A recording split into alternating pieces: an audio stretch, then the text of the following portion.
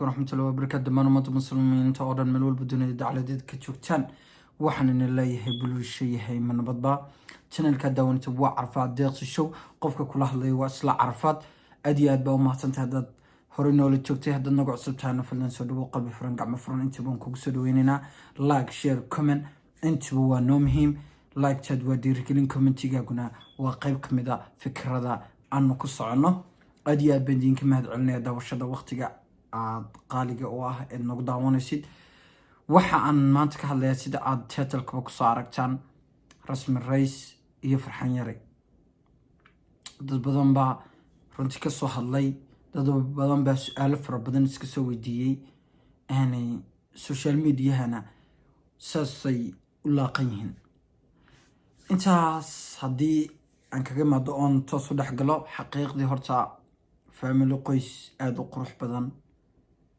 qoys waxay ahaayeen maasha allah aanu is oran karna dee maanta waxay ahaayeen lamaanayaal xagga sare kaga jira lamaanayaasha soomaalida oo idil xaqiiqdiina qof kastaana uu jeclaysanayo in uu noqdo sida lamaanayaashaas lamaano kaste oo aan arkaynay oo ah lamaanayaasha soomaalida waxaa laga rajaysanaya inay noqdaan kuwa halka fiican ah oo dadkuna ay noqdaan kuwa xalkooga gaadhaan laakiin seesan ka wada filanayna maha wiis wada gediday waxbaa saa isku yar wada gediyey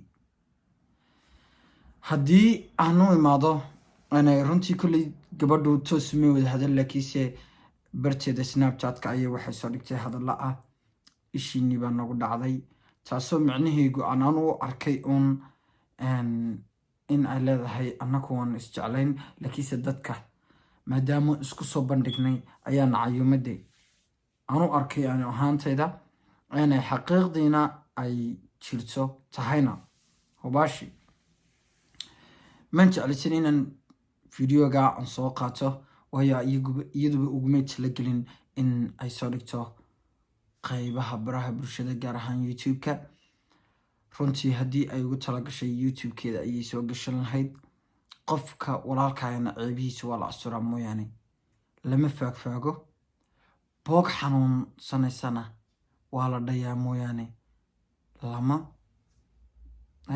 laguma wareejiyo de anyway intaa haddii aan kaga imaado runtii wiilka iyo gabadhuba waa laba qof oo iyagu istoortay qofina inaga intiina soo maray dee warumaan hayn waxay isku jecel yihiin iyo maxaan kugu iraaday waxay isku doorteen iyo inta warkamin hayn iyagaa istoortay iyagaa gabdho idil iyo wiilo idil iskala baxay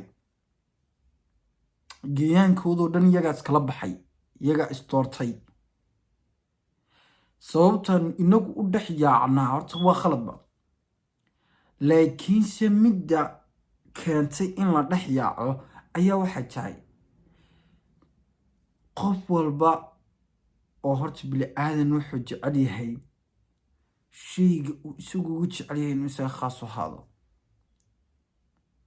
war xataa ilaahay muu shaati ka yeelo haddaad u jeceshahay shaatiga adigaa doonaya dee inaad xirato waxaad maanta soo iibsatay qof ma siin karaysid soo ma bal ka soo qaad haddaba marwadii dhannayd ee ah rukunka guriga qiimaha guriga sharafta guriga war sharaftaada oo keliya maaha reer dhanbay sharaf u soo hayd reer dhanbay u hayd hogaankooga hadma fahantay gabdhuhu waxay naga mudan yihiin in aynu sharaftooda iyo qiimahooga kor u qaadna inaynu dib u celinno maaha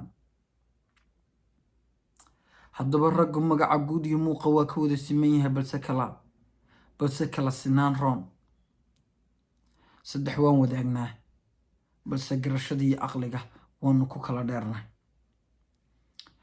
oo anigu malihii farxaan ayaa garasho gaaban muhiimadaydu maaha laakiinse raggu ma sinno ayuun baan leeyahay xaqiiqdii waxaa laga yaabaa inuu farxaan uu yahay wiil aad u fiican u qiimo badan u sharaf badan inta aan ka ognahayna uu yahay oo rasmi raysba mayna doorateen hadduuna qiimo iyo sharaf iyo cisi lahayn. isna rasmi rays ma una doorteen haddayna gabar sharaf iyo cisi iyo qiimo lahayn. midka kale wuxuu ku doortay waa dabeecad iyo kalsooni iyo qiimo iyo sharaf ay leeyihiin. markaan intaa kaga nimaadno xaqiiqata waxay tahay gabadhuhu war hadda gabdhuhu habluhu waa caruur cagweyn. anu mana orane mahmaaduugaa tiray habluhu waa caruur cagweyn. haddii aad u qaboojiso ood u dejiso way degayaan. haddii aad kabtoo kuloolsan abti way kuloolsanaysaa.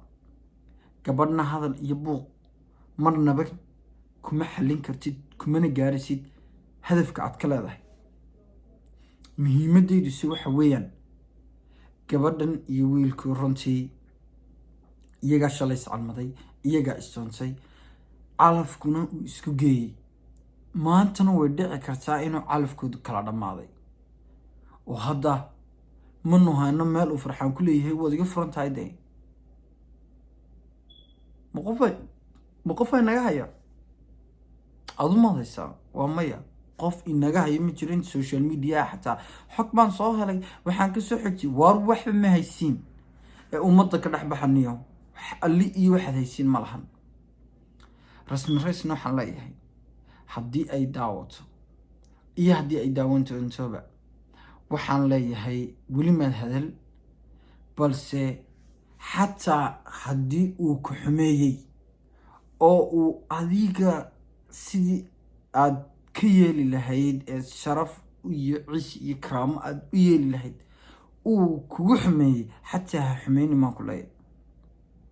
waxaad ku hilmaantaa galgacaylkii iyo wanaaggii jacaylkii horeed u haysay. waxaad ku hilmaantaa quruxda iyo qiimaha rabbi ku siiyey. waxaad ku hilmaantaa hadiyadda qaaliga ah ee maanta calooshaada kuugu jirta.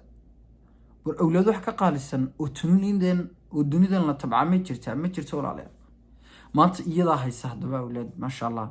dad baa 100,000 kun oo sano in ka badan isqabadee, macnaha qiyaastayda dhowr sano isqaba awlaadna aan kala helin.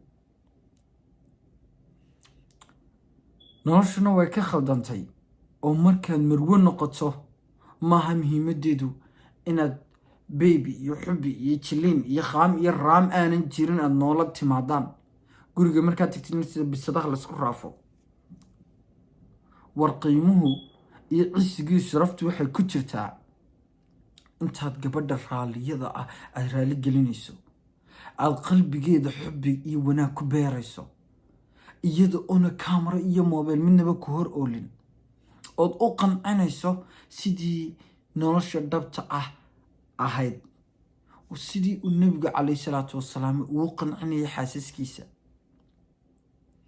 sidii uu inoogu soo gudbiyeen xadiisyadu marwada sida loo qanciyo, sawjiga sida loo qanciyo. tani maaha qancin ee innagaa layna qanciyaa. iyagu isma qanciyaan ee innagaa layna qanciyaa. lamaano kasta ood aragtid oo kala tegaya waa kuwa innaga ina qanciya ee kuwa naftooda qanciya maaha. haddii aad nafsadiisna qancisiin anaguna waanu qancaynaa. haddaba gabadh kasta oo xaasa waxaan kula talin lahaa xaajigaaga si kasta uu kuu iraahdo waxbana duubaynaa ha ka yeelin. haddii uu ku jecel yahay wallaahi bilaahi buuna kaa duubaynay. haddii aad imika gabar tahayna waxaan ku dhihi lahaa wiilka mustaqbalka u dooro mid sharaftaada dhowra, misena aan ogolayn iska daa muuqaale sawirkaagu inuu social media galo. ninkaasaa nin ragaca, ninka xeebtaada asturi kara, noloshaadana qurxin kara waa ninkaas. labadan qof ee rasmi rays iyo farxan yaran waxaan leeyahay war noloshu waa dhammaataa. bilowna waa leedahay, dhammaadna waa leedahay. adiga oo nolosha ku qurxoon tahayna wadbaaba kaa wadi kara. ilaahay intaas calafkiinii ku eekaysiiyey. noloshiinan dambe u noqda kuwo sidii hore ka dhigin.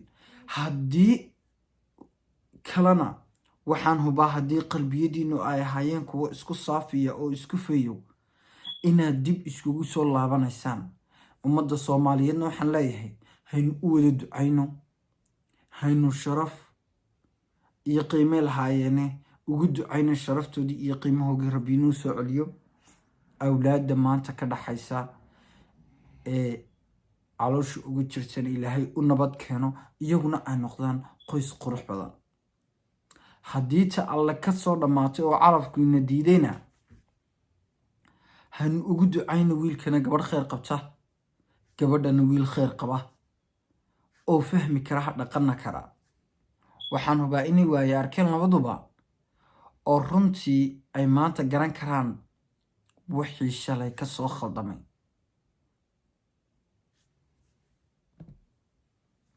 khaladkaaga koowaad wixii shalay kaa soo khaldamay wuxuu ku tusaa oo uu kaa saxaa noloshaada dambe. khaladkaad geli lahayd oo dhan buu kaa saxaya.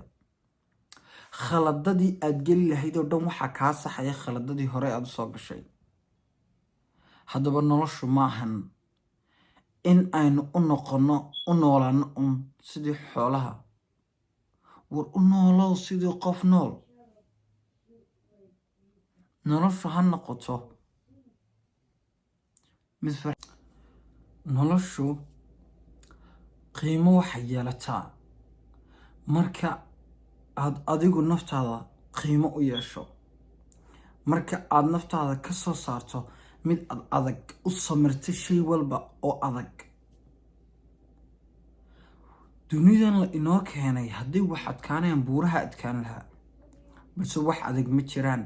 lamaano kaste oo social mediaha ku jira, waxaan dhihi lahaa noloshiina dhabta ah ee aad guriga ku dhisataan ha la imaanina social media. de waxaad nolosha dhabta ah naga bartaan ayaaba iska yar. ma inamada ku wada daawanayo dhan baa gabadha kula qaba, mise gabdhahan wada daawanayo dhan baa wiilka isaga wada ah? maxaa waxaa kaaga falay inaad uga sheekayso waxyaabaha aad fushiin iyo waxaad waxaysiin? war waxaanin iyo eesh ma haadaade. hanaga xanaajinina walaalayaale, talada qaata oo noqda dad maskaxdan ka shaqaysiiya. waxa tan ma biyaa idinkaga jira? maskaxdan ka shaqaysiiya. noloshiinu ha noqoto mid xataa uuna fahmi karin qofka gurigiina martida ku ee kugula nooli. noloshiinu ha noqoto mid ay badan tahay kalsoonideedu. lamaano kasta oo Soomaaliya way guuldaraystaan, mana gaaraan high topkii ama nolosha meeshii ay ka rabeen. waxa sababayana ay tahay maadaama ay noloshoodii dhabtii oo dhan ay soo wada bandhigeen, ummadiina ay wada daawanayaan.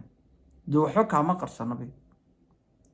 marwadaadan waxba uma qarsana, gurigaagu waxba nooma qarsana, inanku waxba kama qarsana, inanta waxba kama qarsana. yaa qisala caley seen waxba wadnaa. war nolosha quruxdeedu waa midda aanan qofka kula jooga una idin fahmi karin.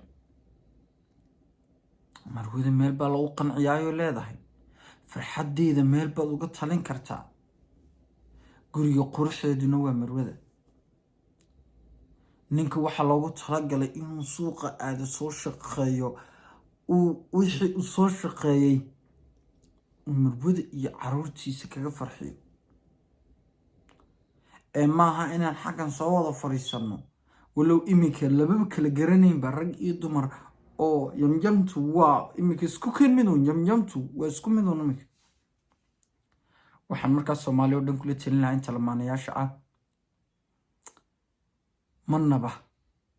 marnaba lamaanahaaga ha soo gelin baraha bulshada. haddii ay hore u dhacday, haddaad ka gaari kartaa ee dib uga noqo. haddii ayna dhicina, sidaad awal uga aaminsanayd inay fikradani tahay mid maskaxeedu yar tahay, iminkan u aamin inay zero tahayba dadka sidaa u fikira ee xaasiskooga iyo gabadhay jecel yihiin iyo wax soo wada dhigdhiga. war nolosha quruxdeedu waa private. shay kaste waa la qariyaa. iminka wadanada adduunka maxaa sirahooga usoo bandhigi lahayn? haddayna sirtoodu qiimo lahayn maxay usoo bandhigi lahayn? war sirtu waxay qiimo yeelataa marka la qarsado. haddii siraha lasoo bandhigo Maraykan iyo Ruush baa wendey lagu weyn lahaa. haddaba waa wendey gudaheega. haddaba qoyskuna waa sidaa, sirtiisu waa noloshana waxaa loogu talagalay inaad isku qancisaan gurigiina iyo xaaladiina intaba. waxaynu dhihi lahaa gabar kastoo Soomaaliyeed, wiilka ku jecel waa wiilka ku dhowrta, waa wiilka aanan ogolaanin in uu baraha bulshada ku soo dhigo.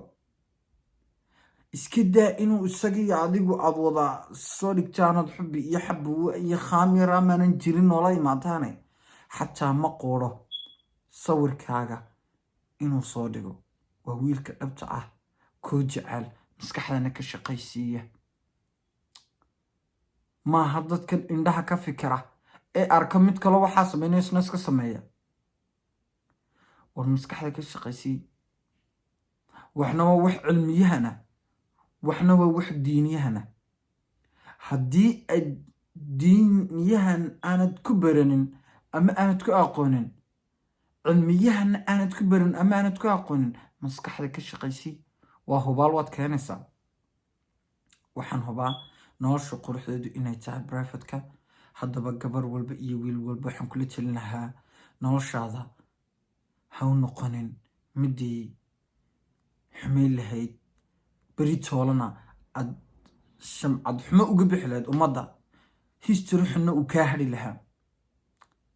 waa noloshu waa maalmo yar, ka faa'iidee oo jidka toosan iyo kii muuminiinta mareen mara.